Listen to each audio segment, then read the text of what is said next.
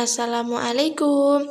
Halo teman-teman semua, kembali lagi bersama saya Rosdia Latifah, mahasiswi Ilmu Al-Quran dan Tafsir Institut Agama Islam Negeri Salatiga. Pada kesempatan kali ini, kita akan membahas tentang musyawarah dalam Islam. Mari kita akan membahas apa itu musyawarah. Musyawarah adalah berkumpulnya manusia untuk membicarakan suatu perkara agar masing-masing mengeluarkan pendapatnya. Kemudian diambil pendapat yang disepakati oleh bersama. Di dalam musyawarah terdapat beberapa rukun yang harus dipenuhi. Yang pertama adalah al-haq, yang dimusyawarahkan adalah kebenaran. Yang kedua adalah al-adlu, dalam musyawarah harus mengandung keadilan. Dan yang ketiga adalah al-hikmah, dalam musyawarah harus ada kebijaksanaan. Perihal musyawarah di dalam Al-Quran juga banyak ayat-ayat yang menerangkan tentang hal tersebut. Di antaranya adalah Quran Asy-Syu'ara ayat 38, Quran Surat Al-Baqarah ayat 233, Quran Surat As-Saffat ayat 102, dan Quran Surat Ali Imran ayat 159.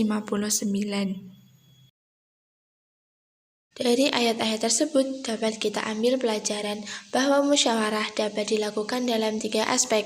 Yang pertama adalah musyawarah terhadap persoalan keluarga, yang kedua adalah musyawarah dalam persoalan-persoalan kemasyarakatan, dan yang ketiga adalah musyawarah dalam persoalan politik. Islam sangat menganjurkan untuk bermusyawarah dan menganggap bahwa musyawarah merupakan hal yang terpuji. Keimanan dan keislaman mereka tidak akan sempurna kecuali dengannya. Dalam Quran Surat Ali Imran ayat 159 menerangkan bahwa musyawarah harus tetap dilanjutkan walaupun terbukti pendapat yang mereka pernah putuskan itu keliru. Musyawarah telah menjadi bagian dari Rasulullah dan para sahabat, karena selain musyawarah itu perintah Allah, musyawarah dapat juga dijadikan sebagai media untuk menyelesaikan segala problem. Di dalam musyawarah dibutuhkan beberapa anggota untuk memecahkan persoalan yang dihadapi, tetapi keterlibatan mereka dapat diwujudkan melalui orang yang mewakili mereka atau yang disebut dengan ahli ijtihad atau ahli syura. Menurut Al-Qurtubi, dalam urusan agama seharusnya kita memilih orang yang berilmu, dan sedangkan dalam urusan dunia, orang yang diajak musyawarah adalah orang yang berakal. Sedangkan menurut Imam Syafi'i, beliau mengatakan bahwa orang yang diajak musyawarah adalah orang yang berilmu dan juga dapat dipercaya. Oleh karenanya, tidak sepatutnya mengajak orang yang bodoh atau tidak mengerti permasalahan untuk bermusyawarah, karena tidak ada manfaatnya. Dan juga tidak mengajak orang yang berilmu tetapi tidak dapat dipercaya, karena bisa saja malah menyesatkan. Rasulullah SAW bersabda yang artinya yang diajak bermusyawarah atau diminta pendapatnya adalah orang yang dapat dipercaya. Ruang lingkup musyawarah. Musyawarah merupakan suatu persoalan yang dapat mengalami perkembangan dan perubahan. Oleh karenanya, Al-Quran menjelaskan petunjuknya dalam bentuk global atau prinsip-prinsip umum, agar petunjuk itu dapat menampung segala perubahan dan perkembangan sosial budaya manusia. Persoalan yang perlu dimusyawarahkan ada 2 pendapat, sebagaimana yang dikatakan oleh Al-Qadi, yaitu yang pertama, yang dimusyawarahkan adalah urusan dunia, dan yang kedua adalah yang dimusyawarahkan adalah urusan dunia dan akhirat, dan pendapat inilah yang paling benar. Akan tetapi, tidak semua persoalan dalam urusan agama dapat dimusyawarahkan. Persoalan-persoalan yang telah ada petunjuknya dari Allah secara qat'i, baik langsung maupun melalui nabinya, tidak dapat dimusyawarahkan. Musyawarah hanya dapat dilakukan pada hal-hal yang belum ditentukan petunjuknya secara pasti dalam urusan agama. Inilah yang membedakan antara musyawarah dalam Islam dengan demokrasi sekuler. Dengan demokrasi sekuler, persoalan apapun dapat dibahas dan diputuskan.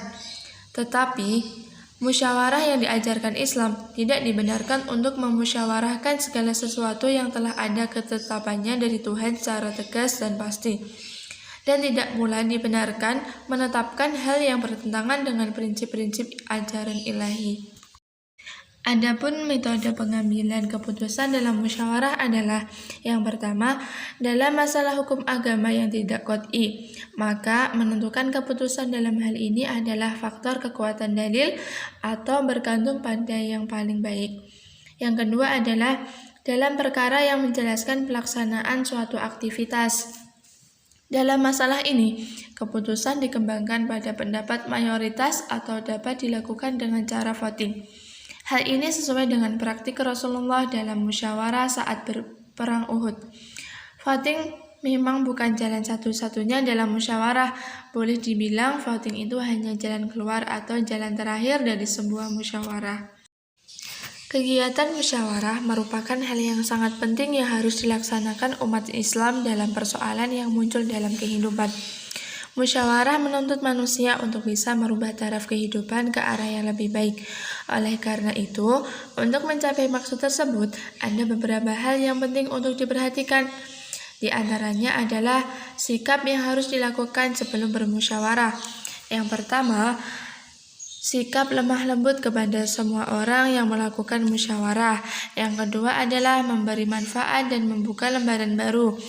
Dan yang ketiga adalah hubungan baik dengan Tuhan. Di dalam musyawarah terdapat beberapa manfaat yang dapat kita ambil. Yang pertama adalah menjadi sarana untuk mengungkap kemampuan dan kesiapan. Yang kedua adalah musyawarah dapat melapangkan dada untuk menerima kesalahan dan memberi maaf, serta menciptakan stabilitas emosi. Dan yang ketiga adalah musyawarah dapat mengungkap tabiat dan kualitas seseorang yang terlibat. Cukup sekian penjelasan yang dapat saya sampaikan. Semoga dapat menambah hasanah ilmu pengetahuan bagi kita semua yang semula tidak tahu menjadi tahu. Terima kasih. Wassalamualaikum warahmatullahi wabarakatuh.